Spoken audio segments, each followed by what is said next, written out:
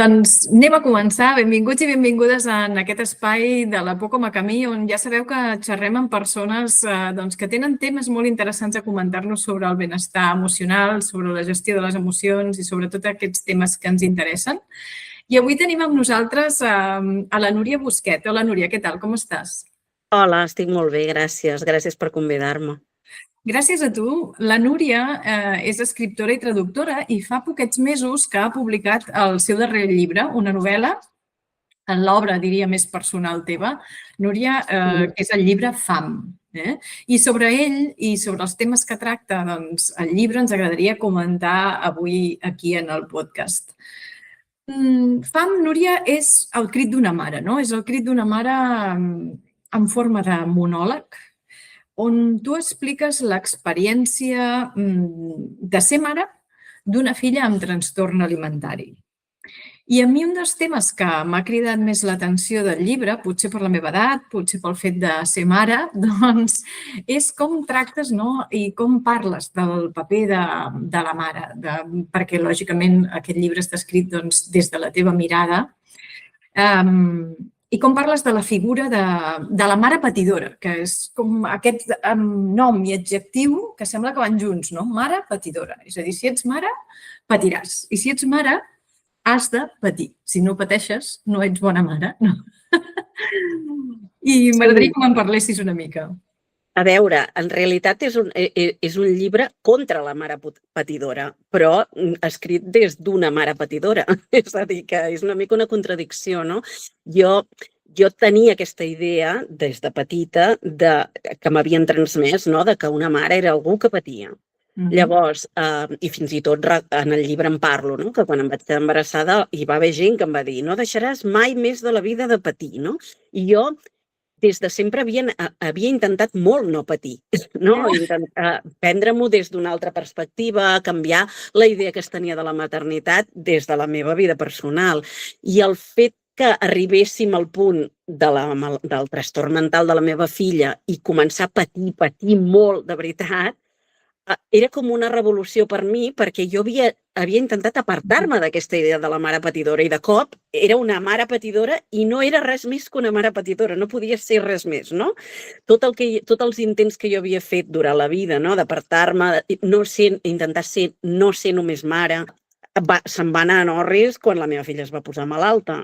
I llavors era una contradicció, perquè per una banda realment només podia ser una mare patidora, perquè quan un fill pateix no pots pensar en cap altra cosa, però per l'altra no volia ser només una mare patidora o no volia que em tractessin també només com una mare patidora, no?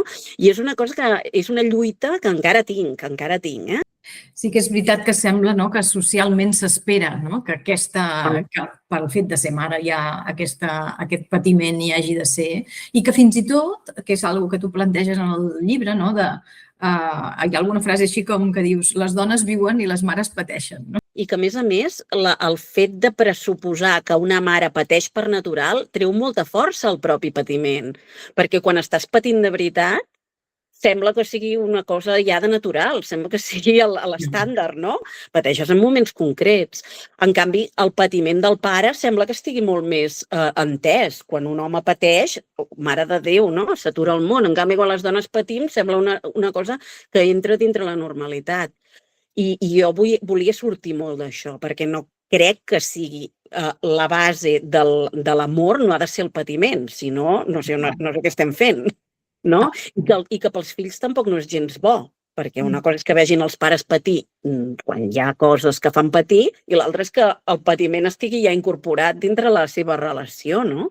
Clar, i des d'aquí moltes idees positives que em venen del que comentes. Una, aquesta normalització a vegades de la vivència d'emocions negatives que sembla que d'alguna forma les integrem i que hi han de ser i que amb elles has d'anar amb aquesta motxilla per la vida. Vull dir, com si després el que has comentat d'aquesta lluita que a vegades fem contra les emocions negatives o desagradables, no, és que jo no vull patir, no? Aquest intentar evitar alguna cosa que potser a vegades no podem evitar i que tu mateixa has comentat molt bé fins que vaig d'alguna forma donar-me compte, acceptar que el patiment era sí o sí en aquell moment i que el que podia fer era acollir-lo i a partir d'allà veure què podem fer, no?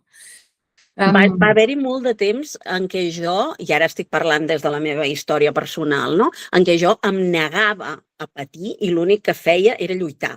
O sigui, era una lluita constant per aconseguir que la meva filla entrés aquí, entrés allà, o fes això, fes-ho.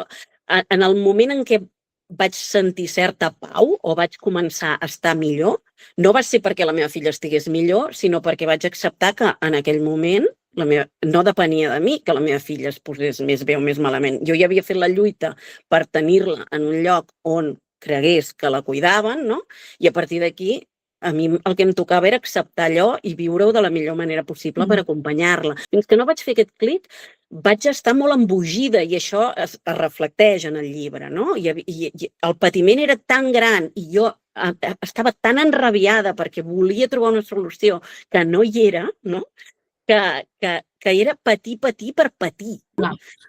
A la pròpia situació i el propi dolor de la situació, no? Amb aquesta suma de la frustració i de la impotència que em genera el no poder resoldre alguna cosa que m'agradaria resoldre i que no està a les meves mans completament, doncs clar, és una lluita i és un desgast al final emocional i fins que acollim realment això i acceptem que al final l'acceptació és això, és donar-nos compte del que realment hi ha i no del que m'agradaria que fos. I que a vegades, fins i tot, a mi em passa moltes vegades que es confon l'acceptació amb la resignació, no? Rendició. O la rendició. Sí. Jo, per exemple, tenia ficat a dintre el cap aquesta idea de no em rendiré fins que es curi, no? Total. Com si depengués de mi que es curés, no? Però clar, també passa molt amb les malalties. Tenim aquest llenguatge que és un llenguatge molt de batalla, no? Hem de lluitar contra això i no ens hem de rendir, no? I llavors, clar, l'acceptació moltes vegades es veu com una rendició i la rendició és inacceptable, no? En el nostre món, perquè clar, si et rendeixes a una malaltia, no? Vol dir que l'acceptes i ja no fas res, i no té per què. No, aquesta diferència entre rendir-me i tirar la tovallola i no fer absolutament res i acceptar-ho i dir, molt bé, això és el que hi ha i a partir d'aquí què és el que està a les meves mans. A mi hi ha una frase que m'agrada molt d'en Carl Jung, el gran Carl Jung, que diu el que acceptes et transforma i el que negues et sotmet. Al final et quedes sotmès a aquella negació o acceptes el que passa i a partir d'aquí creixes, que és una mica aquest procés que a mi m'ha arribat, que heu fet tu i la teva filla a través del llibre. Aquesta mare patidora i aquesta mare patidora que se sent sola, no? Perquè hi ha molta soledat en el llibre i en aquesta soledat també alhora culpa, no? Clar, a veure, hi ha diferents trastorns alimentaris, però el trastorn alimentari per anorèxia, clar, el problema que té és que perilla la vida de la persona. Llavors, clar, hi ha aquest patiment horrible de pensar, hosti, és que es pot morir, no? I arribats a aquest punt, ho vius com una negació del que tu li has donat a la teva filla. Et sents molt culpable perquè dius, ostres, tu li has donat una vida més o menys bona, has intentat que tot li anés bé i això és un fracàs per mi. Alguna cosa haig d'haver fet malament, no? I com que socialment aquest trastorn és tan complex i la gent ho veu d'una manera tan superficial, només veu la superfície, que és el tema de les nenes que volen estar primes, no? Doncs en certa manera et sents molt jutjada i fins i tot avergonyida, no? En certs moments penses, què li he ensenyat a la meva filla que vol estar tan prima? El llibre també és un intent d'entendre aquest trastorn, perquè a mi em costava molt d'entendre per què la meva filla voldria estar tan prima per ser guapa, perquè era la idea que jo tenia, no? La primesa com a guapura, no? Però, clar, a mesura que elles es van aprimant, no ho estan gens de guapes. I segueixen volent estar primes. Llavors, això a mi em grinyolava, perquè pensava, no és això el que busca, no busca estar guapa, no busca estar prima per la guapura d'estar prima. És com una mena d'intent d'autodestrucció, però és com un intent d'autodestrucció molt lent. Deixen de menjar i a poc van deixant de menjar i és com si es anessin desfent de la substància, no? I era una cosa que a mi em tenia molt capficada i analitzava molt i observava molt i veia altres nenes i llegia llibres i això es veu, no?, al llarg del llibre, com vaig investigant què hi ha dintre del seu cap. Al principi, quan s'inicia un trastorn alimentari, clar, no l'entens gens i tu lluites contra la nena. Lluites molt contra la nena, perquè, clar, com pot ser que no vulgui menjar? Vols fer el favor de menjar i hi ha una batalla molt gran que destrueix molt la relació amb la teva filla, no? I jo en un moment donat, clar, vaig pensar, jo no puc estar-me barallant amb ella constantment. Ha d'haver passat alguna cosa aquí, haig de poder comunicar-me amb ella i l'única manera que jo entenia, perquè no es podia comunicar amb ella en aquell moment, era entendre-la, intentar entendre-la. I mitjançant aquesta comprensió i aquest intent de comprensió, vaig anar entenent què era un trastorn alimentari, com viu la persona que viu en un trastorn alimentari, com és de terrible lluitar contra el meu propi cap i lo malament que ho passen, perquè, clar, tothom està en contra d'ells. I això jo ho entenia i el fet d'entendre-ho, torno a la pregunta que tu m'has fet, em causava molta soledat, perquè tenia la sensació que la gent que m'envoltava no entenia el que li passava a la meva filla. Constantment els inputs que jo rebia eren no, l'has d'obligar a menjar, no, això és un capritxo de la nena, no, ella és així, tu t'has d'enfadar amb ella i li has de posar límits, bla, bla, bla, bla. Però jo l'únic que veia era un patiment molt gran. I em causava molta dissociació o sigui, em causava una dissociació molt gran perquè, clar, moltes vegades aquest has de posar-li límits, has d'obligar-la a menjar, venia dels especialistes que la tractaven. I llavors jo els deia, però és que ella ho està passant molt malament, no la puc tractar malament si us ho està passant malament. I teníem debats molt constants sobre això i sobretot debats interns amb mi mateixa sobre quina era la millor manera de treballar això. El llibre es veu molt reflectit perquè en molts moments jo estava molt enfadada perquè no creia que el tractament que estava rebent la meva filla fos el que ella necessitava. Sí, exacte, perquè el llibre és també, bueno, has comentat tantíssimes coses interessants que les anirem esfilagarçant i agafant una a una. Una d'elles és aquesta reivindicació, no? El llibre també és una reivindicació, un manifest, no? El tracte que rep la teva filla implica, no? Moltes vegades un sentiment de culpabilitat com a mare, de dir, bueno, què és el que no estic fent prou bé, no?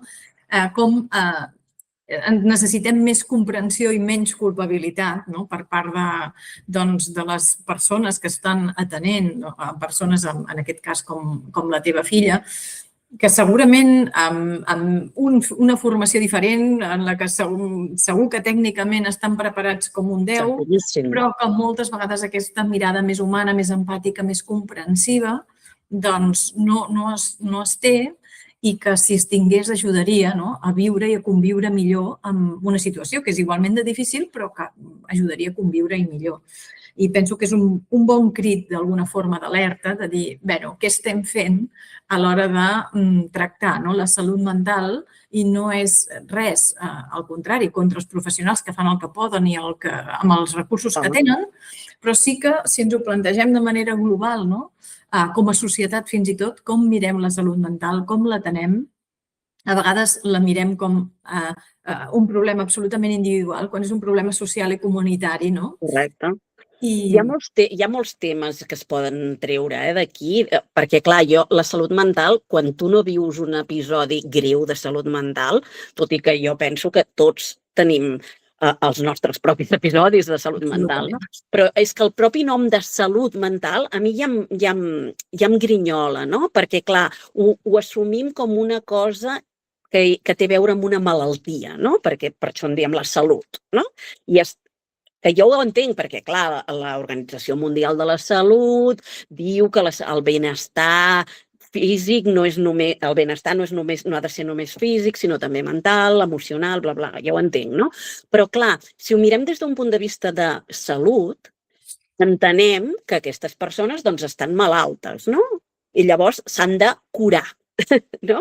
I llavors ja entrem en aquesta dinàmica molt mèdica i un llenguatge com molt mèdic que s'utilitza constantment amb les persones que tenen problemes emocionals o trastorns o problemes més neurològics, no?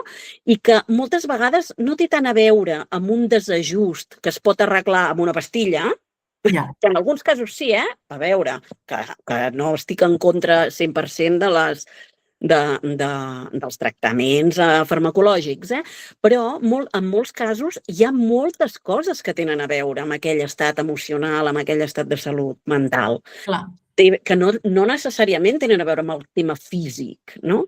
I el que et trobes molt sovint és que els recursos que dona l'administració, però també els recursos privats, vull dir que no és tan diferent, és una mica millor però tampoc tant, Doncs els recursos que reps són molt per tractar un tema purament físic i el tema més emocional no es tracta tant o no es tracta tan bé o queda molt en segon terme quan és fonamental. Una persona que deixa de menjar, no deixa de menjar perquè se li ha xuscat una cosa aquí al cervell. Sempre tractes primer, que té lògica, el tema físic de que estigui ben alimentada, que tingui... Per què? Doncs perquè el cap li funcionarà molt bé. Res a dir, res a dir.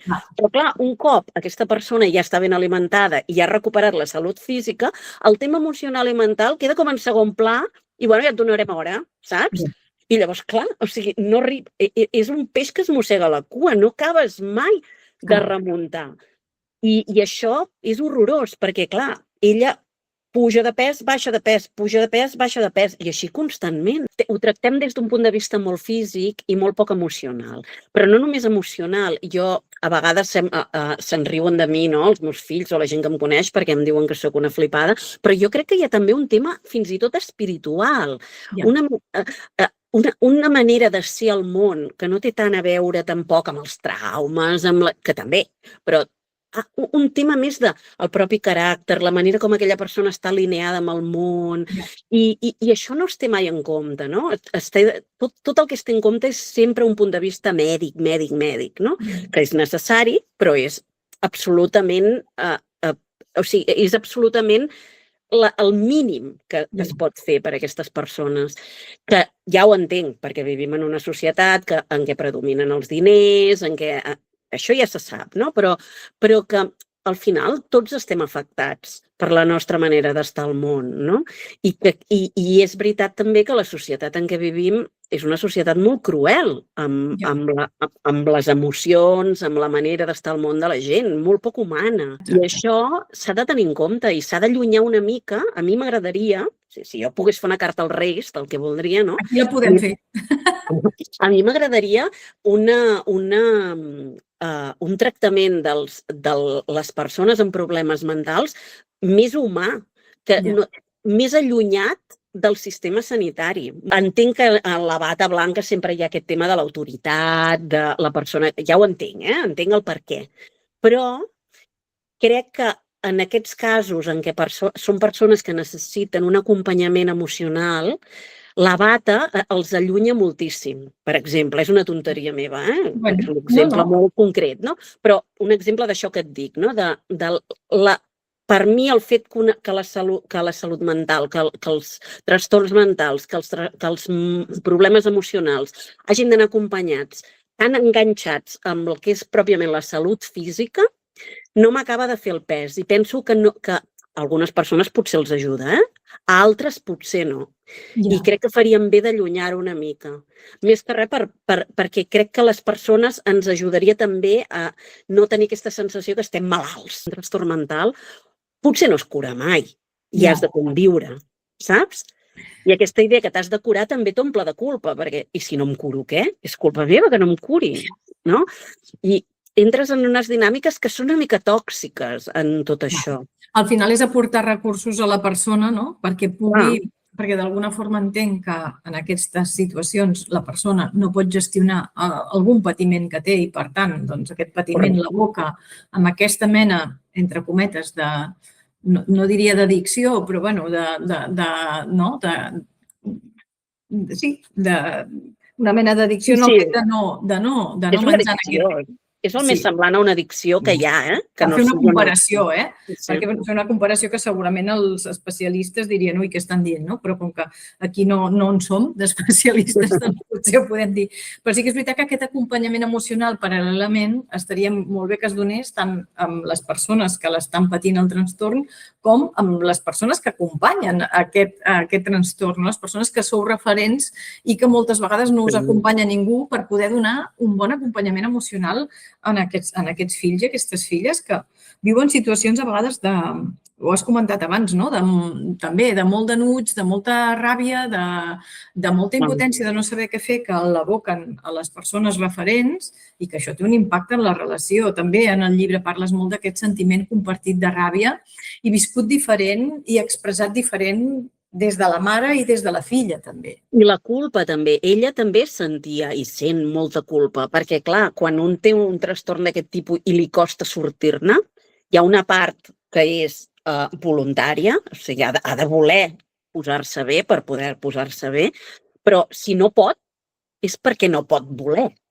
O sigui, això em costa molt fer-li entendre a les persones. No és només voler, ha de voler, ha de poder voler. I a vegades no poden voler. I llavors això també les omple de culpa, perquè veuen que fan patir les persones que estimen i no poden, no? El que parlaves de l'addicció, jo sí que ho veig com una addicció, en el sentit aquest, no? Que si tu no pots deixar les drogues i vols deixar-les però no pots, clar, això també et pot fer sentir molt malament i saps que fas patir els altres. Però clar, la feina de l'altre és acompanyar i entendre això, però clar, has de tenir una fortalesa molt gran per poder fer això, perquè veure patir un fill, i a més depèn del dia, no? Hi ha dies que et fa moltíssima ràbia que no vulgui, no? Hi ha altres que entens que no pot i intenta ser més comprensiva, va per dies, no? I al principi, clar, quan estàs, és molt tendre tot i pateixes molt, amb el temps vas aprenent, no? Et vas fent més forta i vas podent acompanyar millor. Però això, si des d'un principi t'ho expliquen bé i t'acompanyen bé i et fan sentir menys culpa i t'agafen de la mà i et diuen ho estàs fent molt bé, vinga, va, tu pots. A vegades només necessites això, no necessites gaire més, no? En canvi, per exemple, el que fan és omplir-te de molta informació sobre, jo què sé, alimentació, no? Anem a parlar dels carbohidrats avui, a mi que m'importa els carbohidrats. O sigui, jo el que necessito és que tu m'acompanyis o que em diguis, és normal que et sentis culpable, no passa res, tranquil·la, és normal. Saps? A mi això m'hauria acompanyat molt, per exemple, i en cap moment, no? Clar, jo entenc que no pots fer teràpia a la filla, teràpia a la mare, això seria l'ideal, a tota la família, perquè al final això afecta tota la família. Això és molt difícil, però bé, hi ha coses molt difícils que es fan, Sí. Perdona, i em connectava amb aquesta mirada més empàtica, més compassiva, ja sigui dels professionals o ja sigui de les persones que tenim en el nostre entorn i que a vegades no cal ni que ho entenguin o que ho comprenguem, perquè a vegades és difícil d'entendre o de comprendre, però simplement estar allà i escoltar l'altre i acceptar el que l'altre ens està dient, doncs ja és molt, no? Perquè al final et fa sentir això, molt més acompanyat, molt menys sol i molt menys culpable, no? Que si no et sents, això, desemparat d'alguna forma. Sí, i a vegades en els grups que fan de pares, que això és una bona intenció que tenen, no? Fer grups de pares i famílies, moltes vegades, clar, et trobes famílies que estan en el mateix moment, no? I llavors és molt difícil veure les coses amb certa perspectiva quan estàs patint tant. Llavors es creen grups de pares, sobretot mares, perquè la majoria són mares, que pateixen molt i ja està, no? I que comparteixen el molt que pateixen, però ja està, no? I que a vegades en els grups portar pares, mares que hi hagin passat, o sigui, jo, per exemple, no tindria problema en parlar amb mares que ara s'hi posen, no? Diguéssim, perquè sé el que han passat, no? I puc veure-ho amb certa perspectiva i ajudar-les més.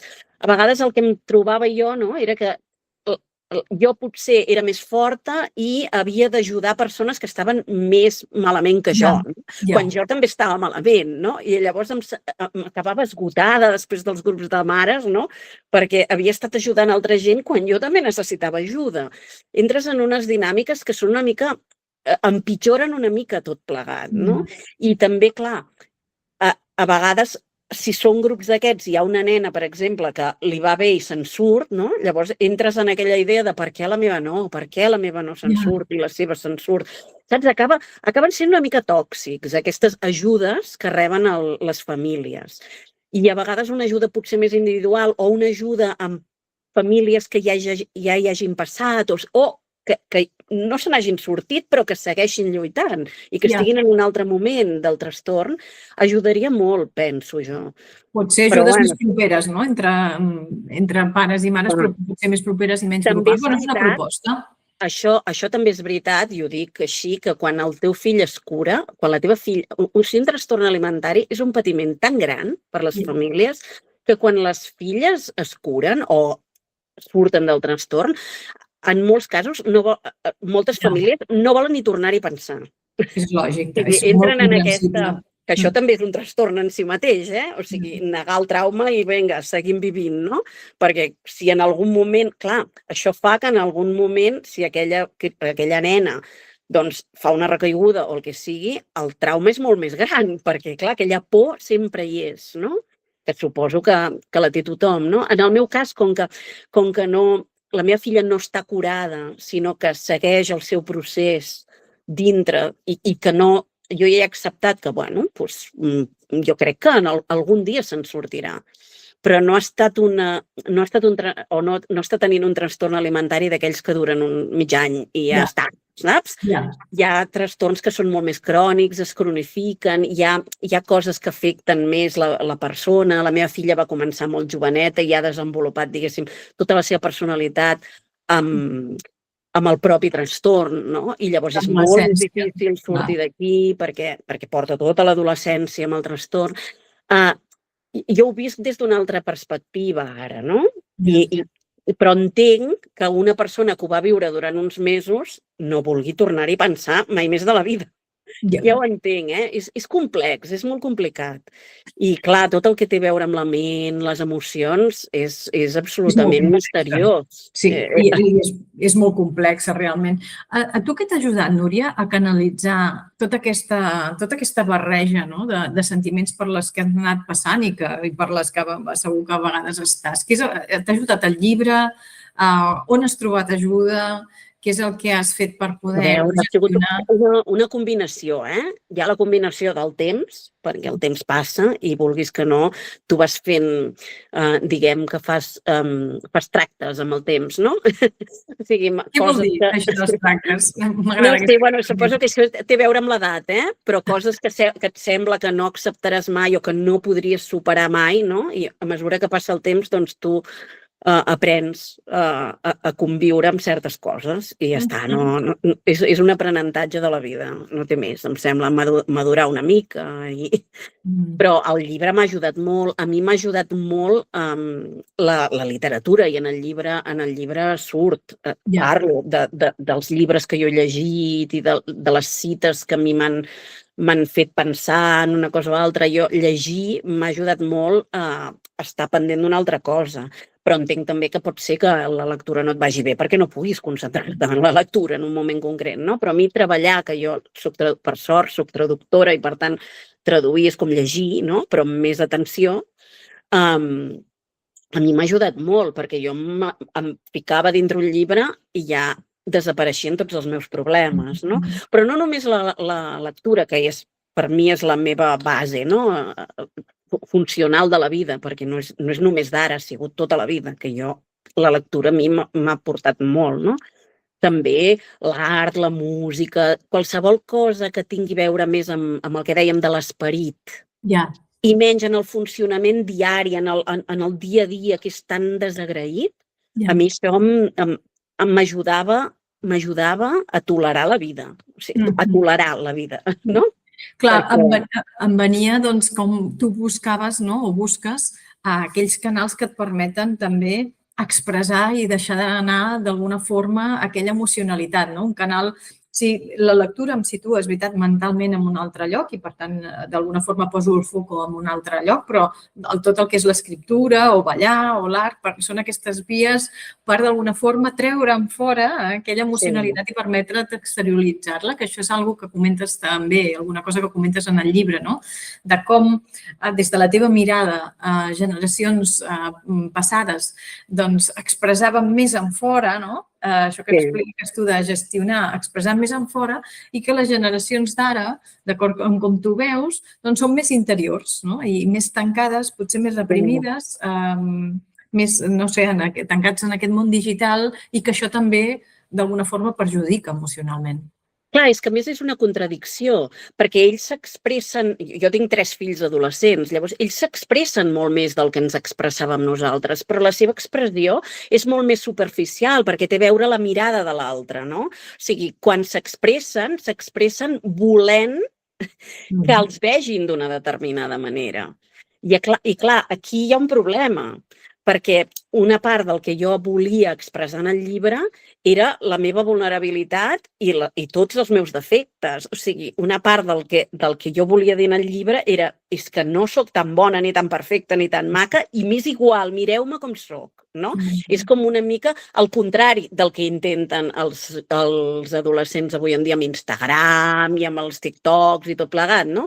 No hi havia una intenció o una voluntat que em veiessin d'aquella manera, sinó que volia que em veiessin tal com era, els hi agradés o no els hi agradés. I era una de les premisses del llibre. O sigui, si jo puc dir, hi ha dies que vull matar la meva filla, m'agradaria que es morís. Això és terrible dir-ho. Però, clar, és absolutament necessari, perquè si tothom diu això és impossible, perquè, clar, jo el que faig és acompanyar la meva filla en la perfecció i sóc la mare perfecta, que sempre és allà, que no sé què, estic enganyant a les persones. No és així un acompanyament en un trastorn mental, però és que no és així una persona, tampoc.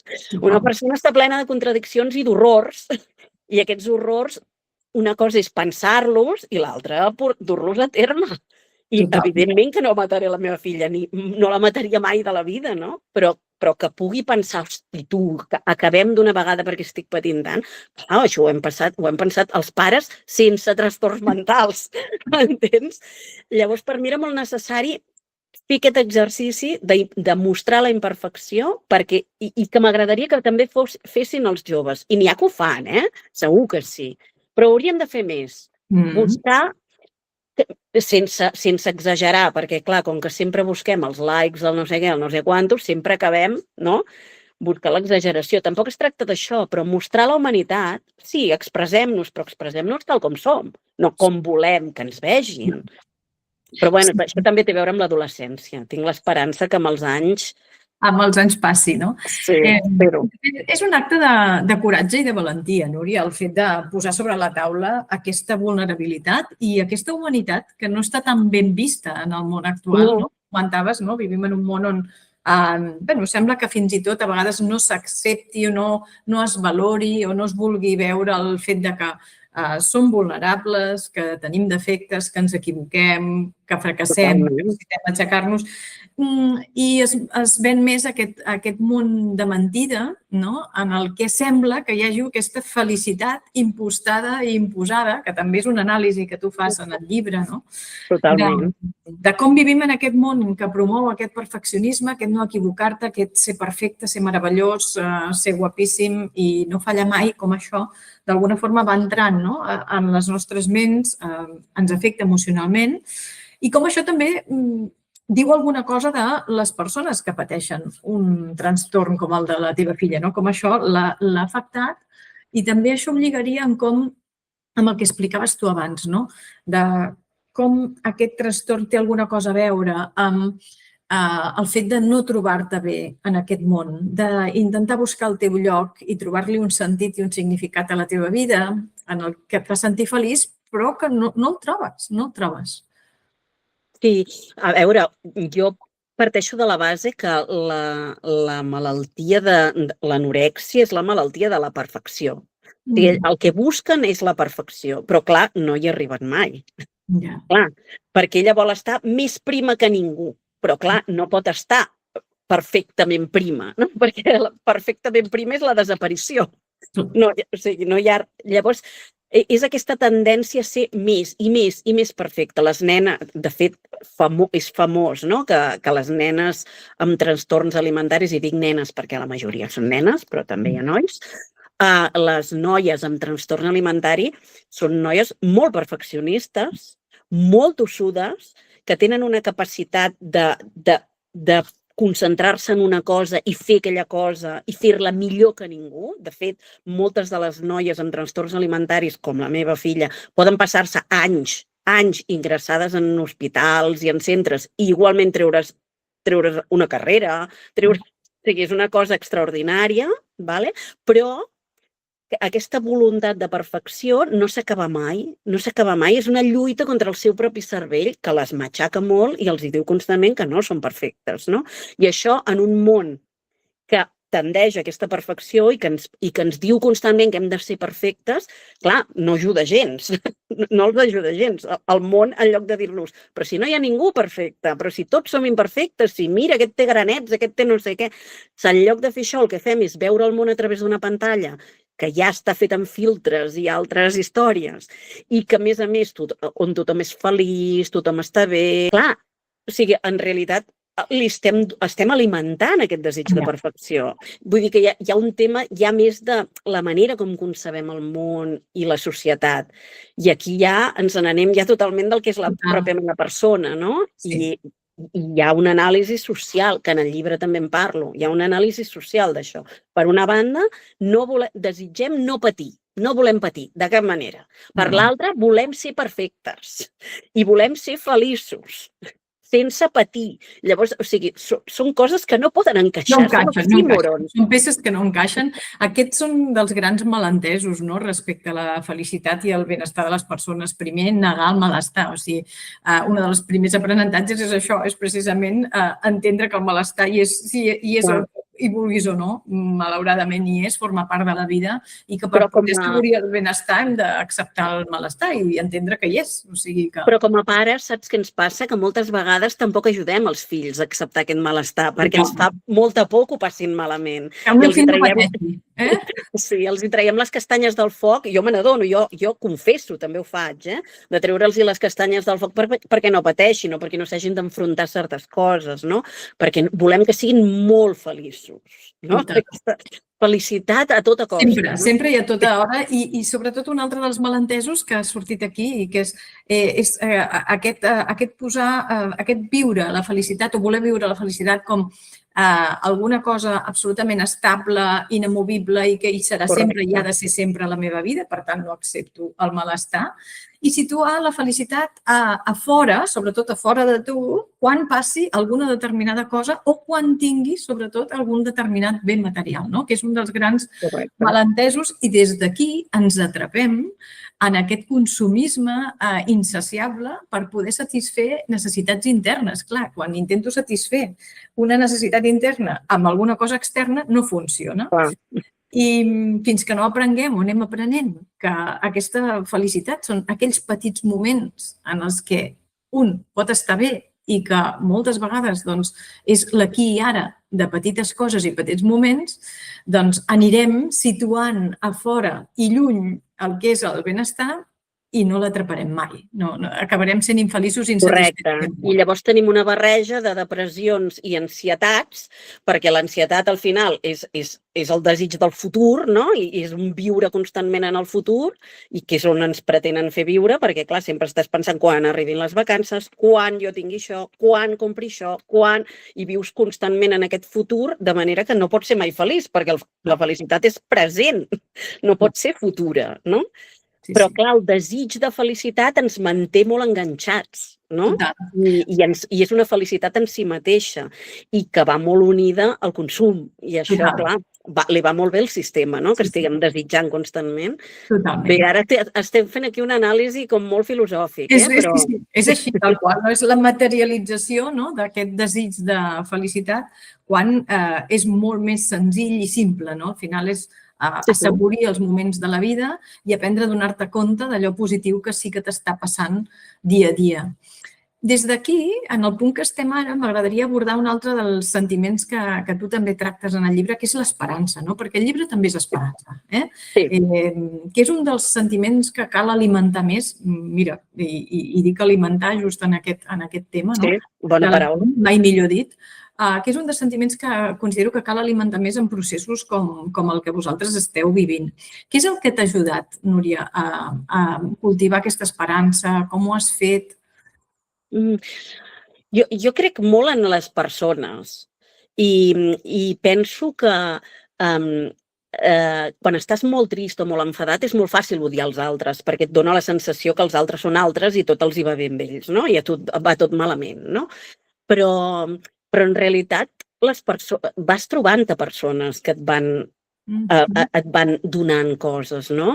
Els humans som molt més capaços d'ajudar-nos del que fem, del que ens estem ajudant actualment.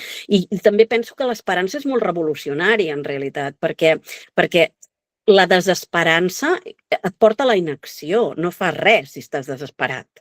L'únic que fas és en el llibre surt, no? Hi ha una part important de desesperança en el llibre, no? Et retroalimentes a tu mateix de ràbia, mal rotllo, i odies a tothom, i tot és fatal i vius en el pou. En canvi, l'esperança, encara que sigui una miqueta, una llumeta d'esperança, et fa seguir caminant per molt cansat que estiguis, no? Però aquest seguir caminant permet que hi hagi canvis i hi hagi coses que puguin funcionar. Si no, és que no es pot fer res. I en el món en què vivim ara, més enllà del tema del trastorn alimentari, que és absolutament necessari creure que la meva filla es pot curar. Si no, què estic fent? O sigui, has d'acceptar que la situació és la que és i a la vegada tenir esperança que es curarà. I en el món en què vivim és absolutament necessari. És que ens han fet creure que no hi ha esperança de res, que el món explotarà, que ja no hi ha res a fer amb la política, que tot anirà fatal. I a veure, perdona, però, o sigui, que jo sàpiga, no hi ha res escrit encara. L'esperança que la meva filla es curi és total i sempre la tinc i no la deixaré mai, aquesta esperança, perquè és la que em permet parlar amb ella, tractar amb ella, i quan les coses estan malament o jo em sento malament o pateixo per ella, seguir confiant que se'n sortirà.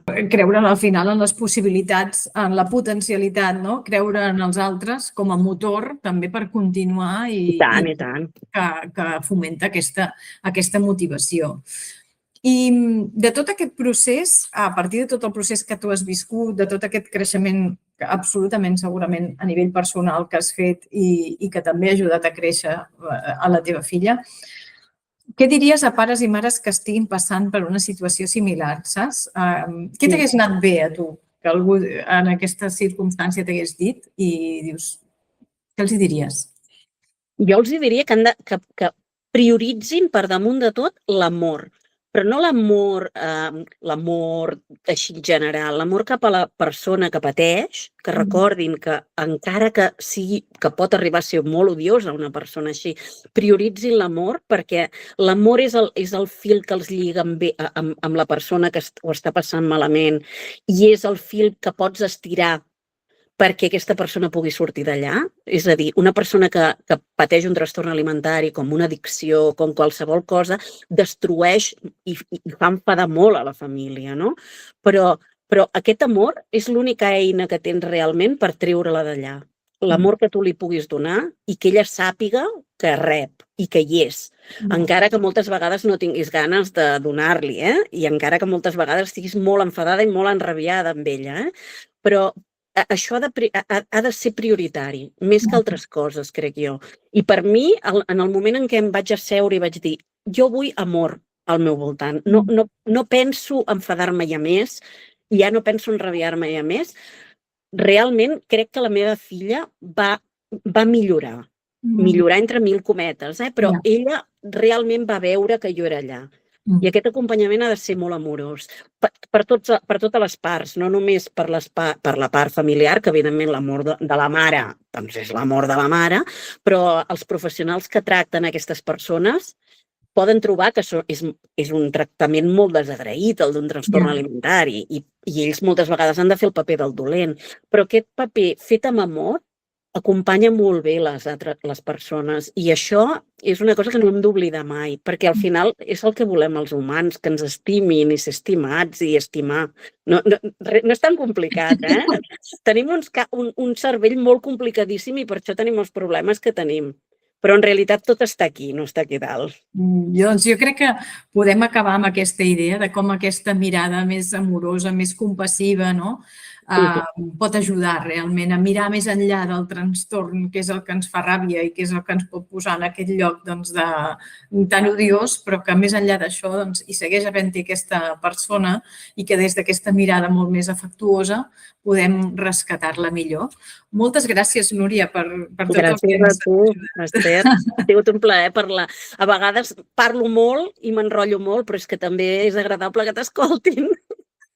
Què va? Molt agradable escoltar-te. Penso que molt necessari, molt interessant. Hem tocat temes que van molt més enllà del trastorn i que tenen a veure amb el que comentàvem de la salut mental també és un tema comunitari, social i que té a veure amb com vivim i en com estem, d'alguna forma, vivint determinades circumstàncies i posant determinats factors per viure i conviure que no ens ajuden a acabar de ser feliços i, per tant, és una corresponsabilitat de molts. I res, a tots i totes vosaltres també moltíssimes gràcies per ser-hi un dia més i continuarem amb més converses tan interessants com aquesta. Ens veiem aviat.